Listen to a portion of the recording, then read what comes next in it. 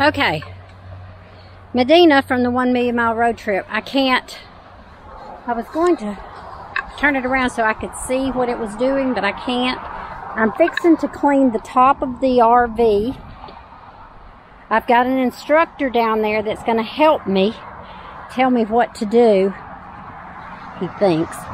But anyway, I'm going to film while I do this so y'all can see what it's like. It's not bad. This will be the second time I've done it.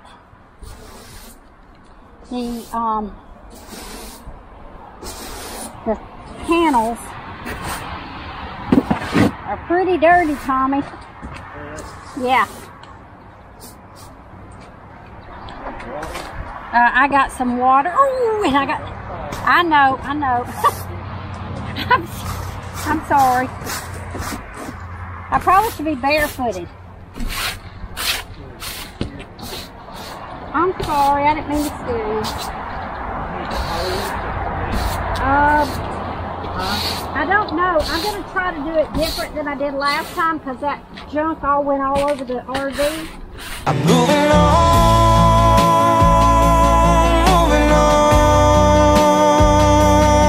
got my open road ahead of me, chasing highway lines to get to my dreams. Moving on.